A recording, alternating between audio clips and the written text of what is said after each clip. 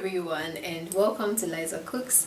Today is going to be different. We are just going to go straight into it. Today I'm just going to be sharing my uni experience and give a few tips here and there. I'm just going to go like straight into it.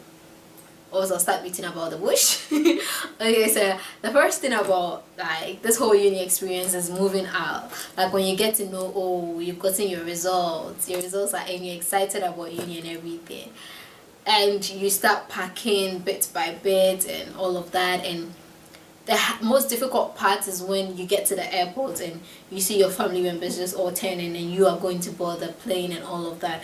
It's kind of difficult moving out. Personally, it was for me because that was the first time I was going to be away from home. Like for the first time, like for a long time, I was going to be away from home. I was fortunate because my dad brought me. My dad brought me because he had a meeting, and so it was easy for him to bring me. So we had to book in such a way that it will coincide with when he was having his meeting. Because of that, I already knew when I was coming to the UK, so I was just at home one day and I got a call like, yeah, you're going to the UK tomorrow. I was like, what? He said, yeah, you're leaving tomorrow. And then, yes, the rest is history. I'm here today, and my dad brought me to Portsmouth and he left the same day. And you know that feeling when the taxi is leaving and then you're looking at the taxi like, did you just leave me here? Yeah, that was me. I cried.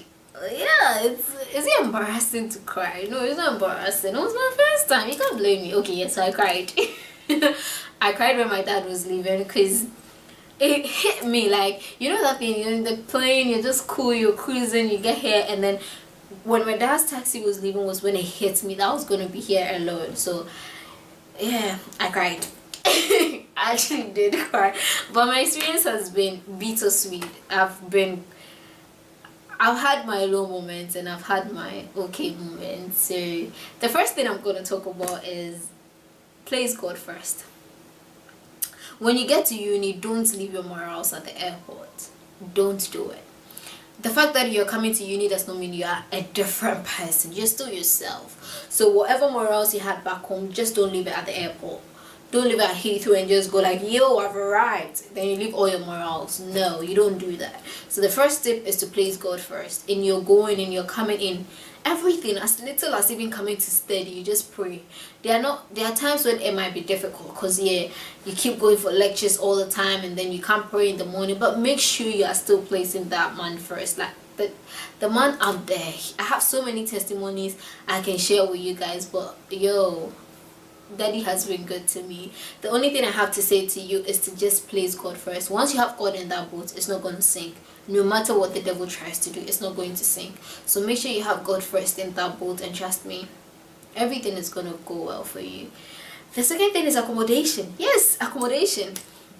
So when I was coming to uni, I booked before I came, and when I got here, when I was back home, they told me the accommodation was 10 minutes to uni. I was excited. 10 minutes. I got here and it was 30 minutes or 40 minutes, and I had to walk 40 minutes every day or 30 minutes every day until it started raining. I had to get the bus and all of that. And the first thing is try and get an accommodation as close to uni as possible.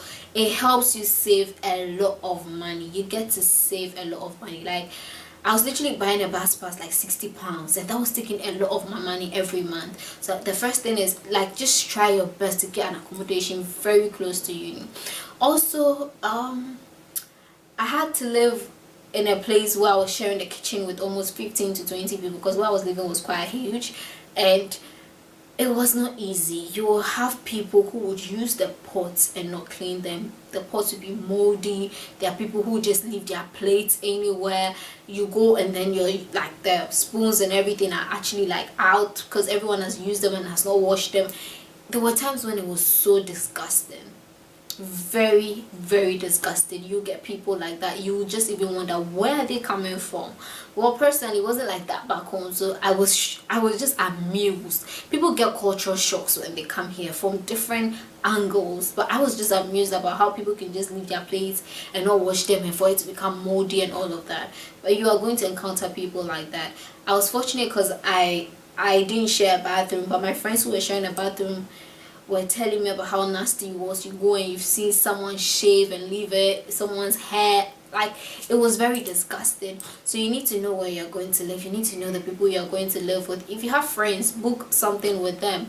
If not, just learn to tolerate, because I had to learn to tolerate. You can get a little fridge in your room if you want, because I had someone who was always drinking. Obebo, yes, he would drink and literally come and eat all my food in the fridge. So I had to get a little fridge for myself and everything. You get so many encounters in your first year, you'll be going nuts, but you realize that you have to just tolerate them for just the first year. And second year, you can get your own studio flat, you can get your one bedroom, you can room with all your friends that you make along the way. So that's my first tip in terms of like accommodation.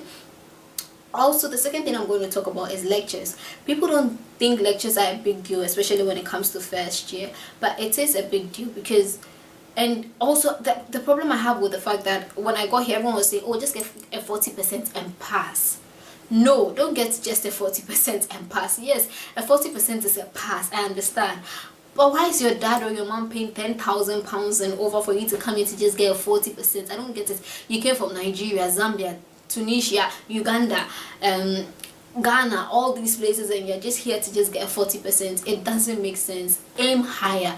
If you aim for a 60, you fall in a 60. If you aim for a 70, you fall in a 60. That's good. If you aim for a 40, you fall in a 30. That's not a pass. So you need to aim higher, and the least you fall somewhere than to aim lower and then you just don't know where you stand. And when it comes to you applying for placements, for those who are considering placements, you would apply and then they will need your first year results. So it counts. No matter what you do, your first year results still count. So aim higher. Don't listen to people when they're just saying 40, 40, 40. Aim higher. Don't listen to anyone. In terms of lectures, I know some universities record their lectures and put it on the course site. We don't get people like recording and putting on the course site, so you have to attend your lectures. Some lectures you need to swipe your card. Attendance is like really compulsory, so do your best to attend lectures. Like some lectures will say something that is not in the course notes, like in the notes, in the lecture notes and everything. So you need to be able to attend class. Just do your best. Just try and go for lectures as much, like just go, because it's difficult. It's not easy to wake up every day and go for lectures, but what's the point? Like after 3 years you're done, you're out of here. Yes, you can have all the fun even after lectures. It's 24 hours in a day, so just go for the lectures. Look, there were times where I just wanted to be in bed and not wake up, especially when you're a girl and then you have your you have cramps and everything. You just want to be in bed, but you still have to get up and go for that lecture. So please try and go for lectures. They are very important. At the end of the day, trust me, you will come and recommend that people go for lectures. It's just how it is. Also, I'm supposed to be talking about freshers and boys. Yes, freshers week and boys.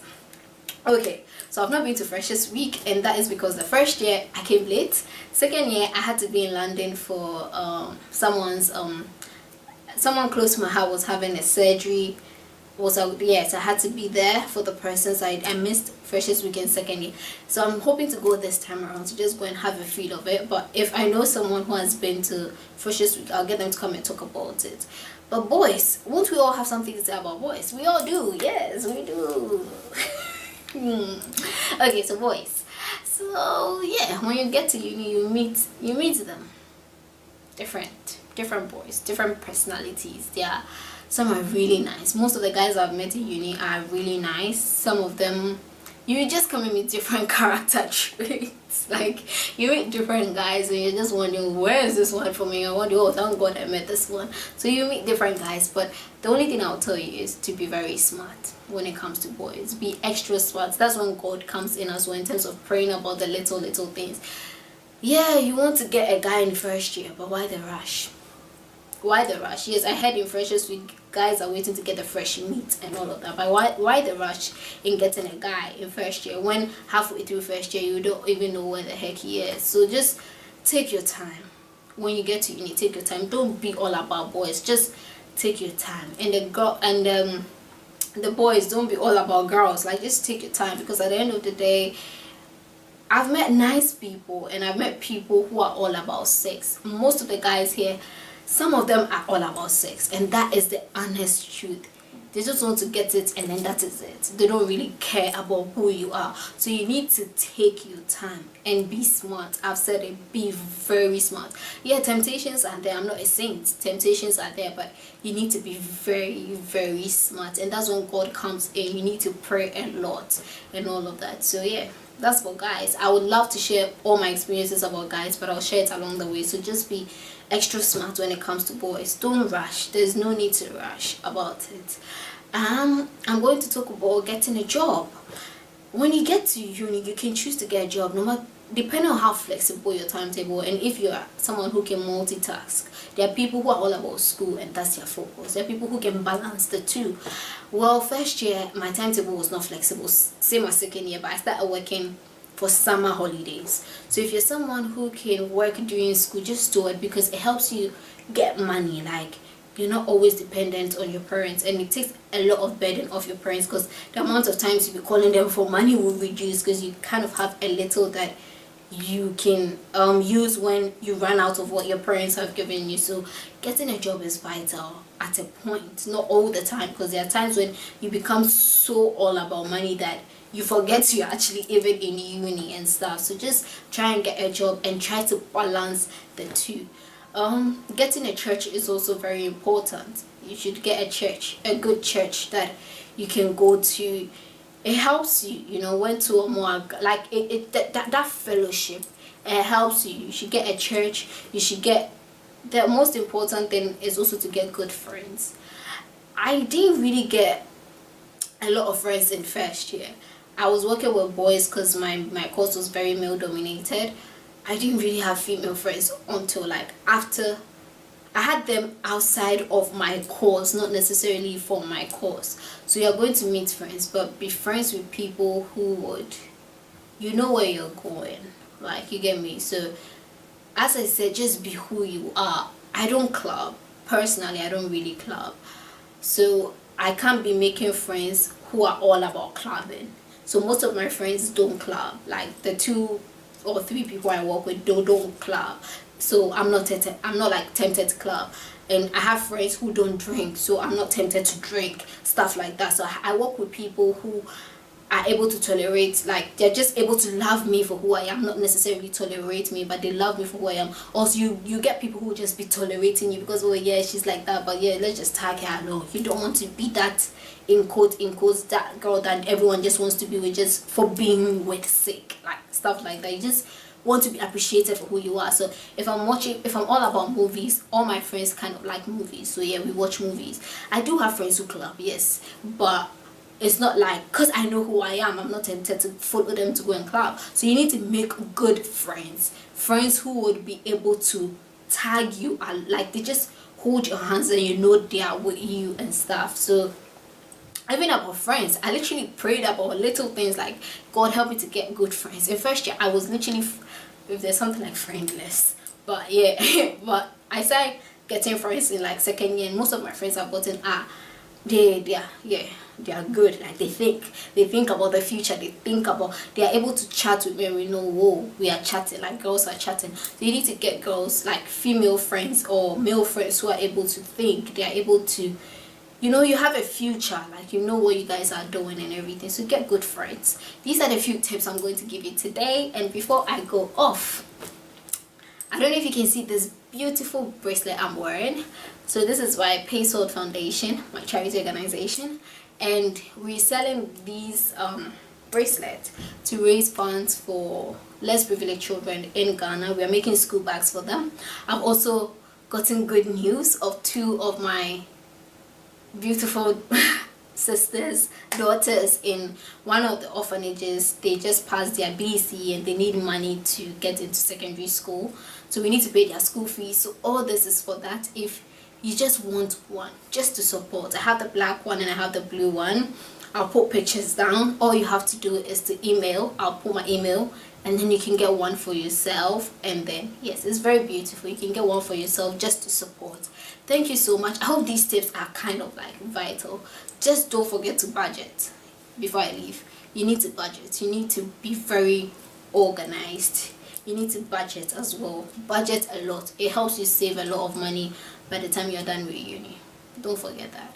So thank you so much for watching, and I'm hoping to do more videos, yeah, hopefully very soon.